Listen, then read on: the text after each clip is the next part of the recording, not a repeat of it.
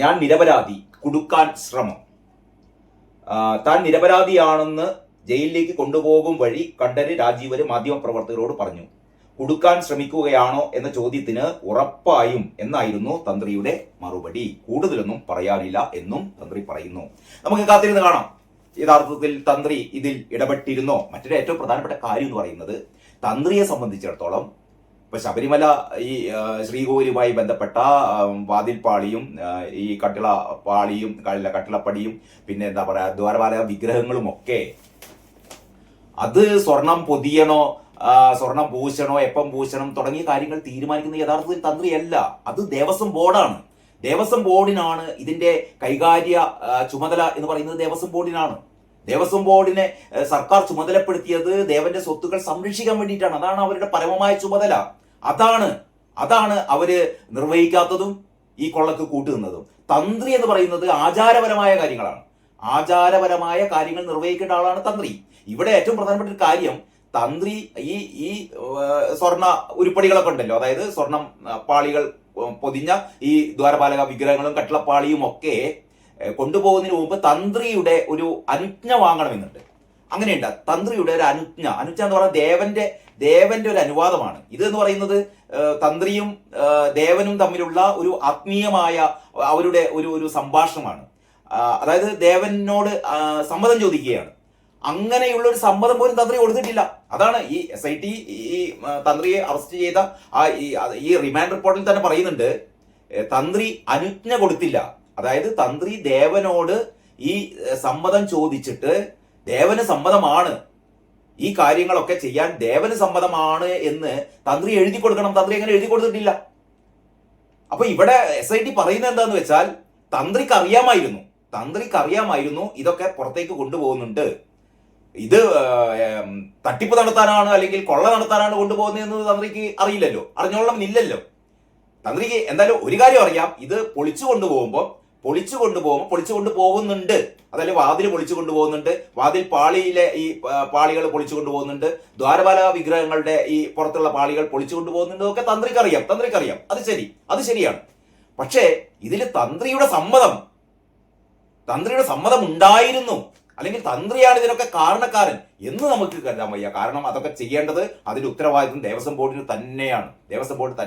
ഇവിടെ ഏറ്റവും പ്രധാനപ്പെട്ട ഒരു കാര്യം, ഈ കേസ് നമുക്കറിയാലോ, കഴിഞ്ഞ കുറച്ച് ആഴ്ചകളായി ഈ കേസന്വേഷണം ആകെ സ്തംഭിച്ചിരിക്കുകയായിരുന്നു. ഹൈക്കോടതി തന്നെ പറഞ്ഞു കേസന്വേഷണം സ്തംഭിച്ചിരിക്കുകയാണ്, നിങ്ങൾ ഉന്നതരിലേക്ക് പോകുന്നില്ല.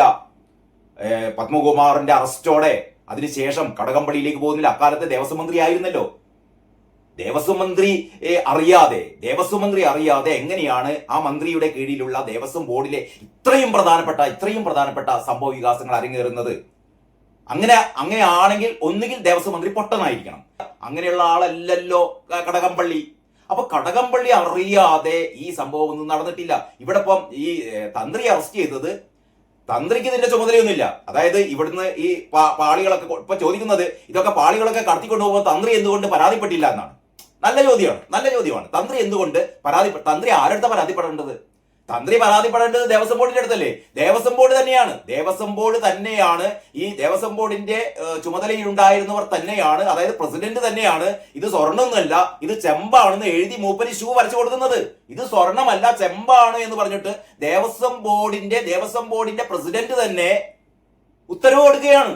അപ്പം പിന്നെ തന്ത്രി ഈ ദേവസ്വം ബോർഡിന്റെ പ്രസിഡന്റിനോട് പറയാണോ, അല്ല പ്രസിഡന്റ് ഇത് സ്വർണ്ണമാണ് എന്നൊക്കെ തന്ത്രിക്ക് എന്താ ആവശ്യം? തന്ത്രിക്ക് പറയാമായിരുന്നു. പക്ഷെ പറഞ്ഞില്ലെങ്കിൽ തന്ത്രിയെ പിടിച്ചുകൊണ്ടാൻ പറ്റുമോ? തന്ത്രിയുടെ ധാർമ്മികമായ ഉത്തരവാദിത്വം എന്നൊന്നും ഇവിടെ നോക്കട്ടെ. നിയമപരമായി തന്ത്രിയുടെ ഉത്തരവാദിത്വമാണോ? അല്ല, നിയമപരമായി ഇത് തന്ത്രിയുടെ ഉത്തരവാദിത്വമല്ല ഇവിടുന്ന് അളക്കിക്കൊണ്ടുപോകുന്നു പറയുന്നത്. പക്ഷെ നിയമപരമായി ഇതിന് ഉത്തരവാദിത്തപ്പെട്ട ആൾക്കാർ അതിൻ്റെ ഉള്ളിലുണ്ട്.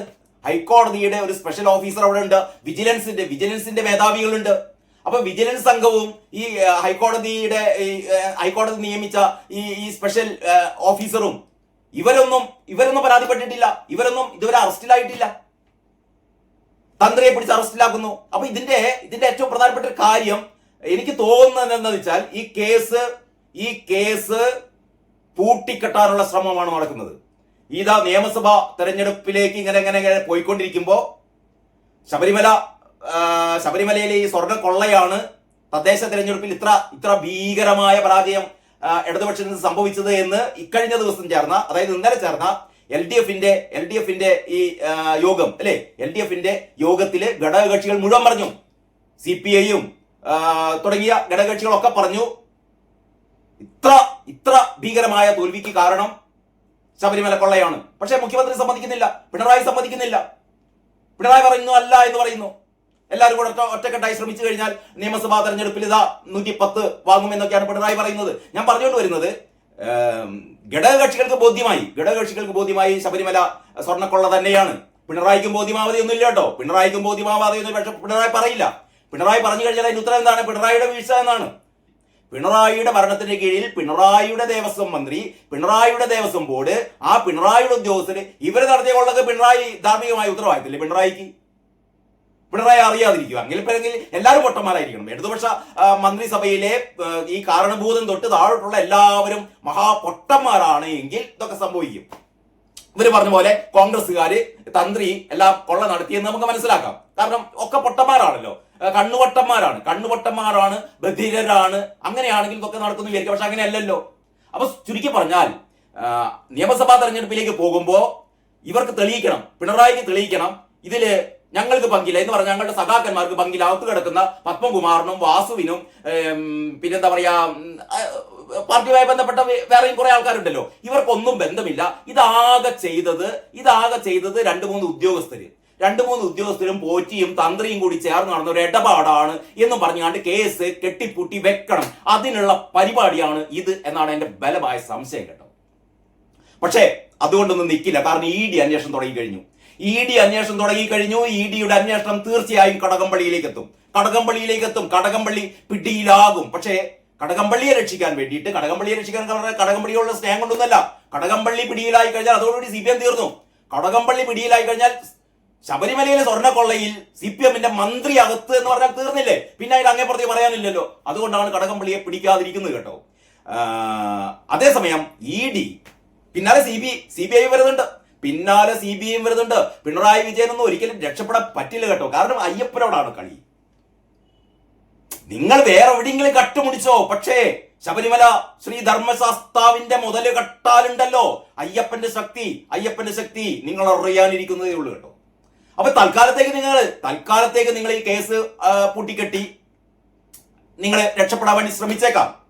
പക്ഷേ അതിന് പിന്നാലെ അയ്യപ്പന്റെ അനുഗ്രഹത്തോടെ വരുന്നു ED-യും CBI-യും ഒക്കെ. അപ്പൊ ആ രീതിയിലുള്ള ഒരു ശ്രമമാണ് നടക്കുന്നത്. പിന്നെ മറ്റൊന്ന്, വാസവൻ ഇപ്പം മിണ്ടുന്നില്ല. വാസവനാകെ ഇളിഞ്ഞ ചിരിയുമായി നടക്കുകയാണ് കേട്ടോ. നേരത്തെ എന്തായിരുന്നു ഈ കേസിന്റെ ഉത്ഭവകാലത്തൊക്കെ ഇതൊക്കെ പത്രക്കാര് മാധ്യമപ്രവർത്തകര് കെട്ടിച്ചമച്ച കഥകളാണെന്നും പറഞ്ഞിട്ട് വിട്ടിച്ചിരിച്ചിരിച്ചിരുന്ന വാസവനൊന്നും ഇപ്പം ആകെ ഇങ്ങനെ വിറങ്ങലിച്ചിരിക്കുകയാണ്.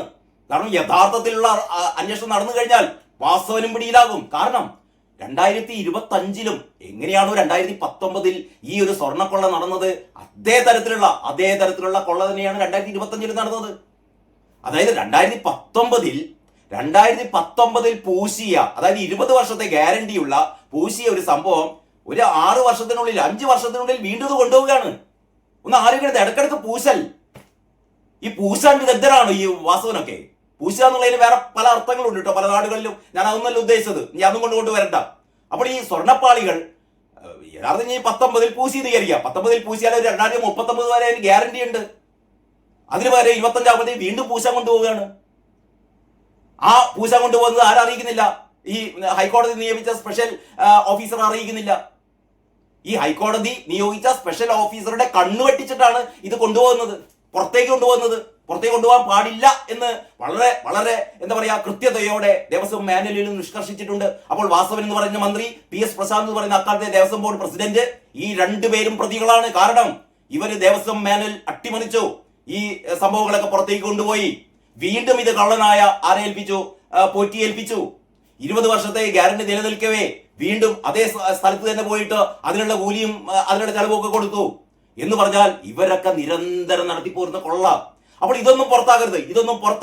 ഇപ്പൊ ഇനി പറയാം, തന്ത്രിയും അകത്തായല്ലോ. അപ്പൊ എന്താ തന്ത്രിയും ഇത് പുറത്ത് സാധാരണ ജനങ്ങൾ വിചാരിക്കുമോ ശബരിമലയിലെ തന്ത്രിയെ അറിയാതെ ഒന്നും നടക്കില്ല. അപ്പൊ തന്ത്രിയും പോറ്റിയും കുറച്ച് ഉദ്യോഗസ്ഥന്മാരും നടത്തിയ ഒരു കൊള്ളയാണ്. അതിന്റെ ഇടയിൽ ഈ ഡി മണിയെ നമ്മുടെ രമേശ് ചെന്നിത്തല പറഞ്ഞു ഇതൊരു രാജ്യാന്തര ആന്റിക് കള്ളക്കടത്താണ്. ഭഗവാന്റെ ഈ തിരുവാഭരണങ്ങളൊക്കെ പുറത്തേക്ക് അന്യരാജ്യങ്ങളിലേക്കോ അല്ലെങ്കിൽ ആ രീതിയിലേക്കുള്ള സമ്പന്നന്മാർക്കിടയിൽ ആ രീതിയിലുള്ള വിശ്വാസികൾക്കിടയിൽ ഇത് വിൽപ്പന നടത്തിയാൽ കോടികൾ 1000 കോടിക്ക് പുറത്തുള്ള ഒരു വൻ കൊള്ളയാണ് നടന്നത് എന്നൊക്കെ നമ്മുടെ രമേശ് ചെന്നിത്തലയെ വിവരം കൊടുത്ത ഒരു പ്രവാസി വ്യവസായിയും ഒക്കെ SITക്ക് മൊഴി കൊടുത്തതാണ് കേട്ടോ. അതിനെ തുടർന്നാണ് ഡി മണി എന്ന് പറയുന്ന ഒരു ചെന്നൈയിലുള്ള ഒരു ഇത്തരത്തിൽപ്പെട്ട ഇടപാടുകാരനെ ചോദ്യം ചെയ്യുന്നത്. അവസാനം ഡി മണിയെ വിട്ടയക്കുകയാണ്. എന്ന് പറഞ്ഞാൽ SIT ഇപ്പം പറഞ്ഞുകൊണ്ട് വരുന്നത് അത്തരത്തിൽപ്പെട്ട ഒരു ആന്റിക് കൊള്ളയും നടന്നിട്ടില്ല. ആകെ നടന്നത് ഭഗവാന്റെ കുറച്ച് സ്വർണ്ണ ഉരുക്കിയും കണ്ട് പോറ്റിയും ഗോവർദ്ധനും പങ്കജ് ഭണ്ഡാരി എല്ലാം കൂടി ഭഗവാന്റെ കുറച്ച് സ്വർണ്ണ ഒന്ന് എന്ത് ചെയ്തു, തിരിമറി നടത്തി. അതിന് ചെറിയ ജാഗ്രത കുറവൊക്കെ ദേവസ്വം ബോർഡ് ഉണ്ടായി. അത് നമുക്ക് മറക്കാം, അത് സാറില്ല. അപ്പൊ അതിനാകെ അത്രയേ ഉള്ളൂ. കുറച്ച് അന്നത്തെ ഇപ്പം ആണെങ്കിൽ സ്വർണത്തിന് അറിയാലോ, സ്വർണത്തിന്റെ വില ഈ പവന് 1 ലക്ഷം ഒക്കെ കവിഞ്ഞു. അന്നത്തെ കാലത്ത് പവന് 10,000-15,000 രൂപയെ വിലയുള്ളൂ. എന്ന് പറഞ്ഞാൽ ആകെ ചില്ലറ ലക്ഷങ്ങളുടെ, കോടികളുടെ അല്ല, ചില്ലറ ലക്ഷങ്ങളുടെ ഒരു ഇടപാട് അത്രയേ ഉള്ളൂ എന്ന രീതിയിൽ കേസ് കെട്ടിപ്പൂട്ടി വെക്കാനുള്ള ഒരു ശ്രമമാണ് എന്ന് സംശയിക്കപ്പെടുന്നു. അതിന്റെ ഭാഗമായിട്ടായിരിക്കാം ഈ തന്ത്രിയെ കുരുതി കൊടുക്കുന്നത് എന്നാണ് എന്റെ വിശ്വാസം.